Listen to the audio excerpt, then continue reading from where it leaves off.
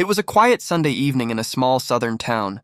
Mr. Harold Jenkins, a 72-year-old retired schoolteacher, walked slowly down the sidewalk with his loyal German shepherd, Duke, trotting beside him.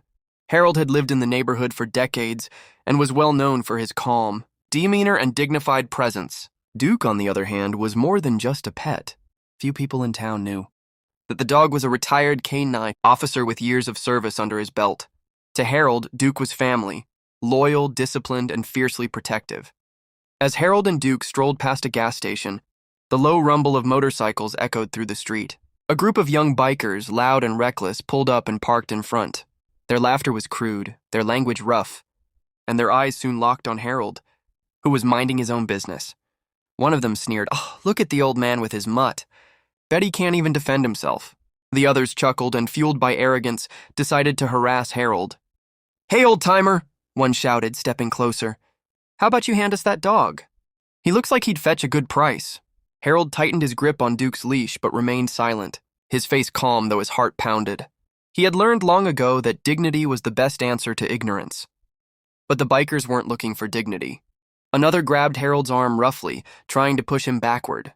Before Harold could react, Duke's training instantly kicked in. The once calm shepherd straightened.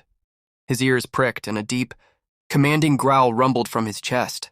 The sound was enough to make even the toughest man pause. But the bikers underestimated him.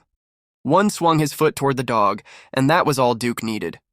With lightning speed, the retired police dog lunged, knocking the biker off balance and clamping, down on his leather jacket with precise control. He didn't bite to maim, he bit to warn.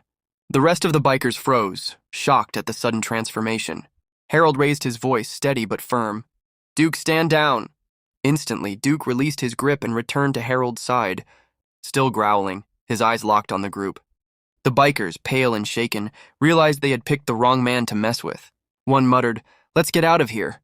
And within seconds, the roar of their engines faded into the distance. Harold patted Duke's head, whispering, "Good boy. Still got it in you." As they continued their walk, Harold smiled faintly, proud that even in retirement, Duke's protective spirit had not faded. And in that small town, word of the encounter spread quickly, reminding everyone that respect should never be underestimated, no matter one's age or appearance.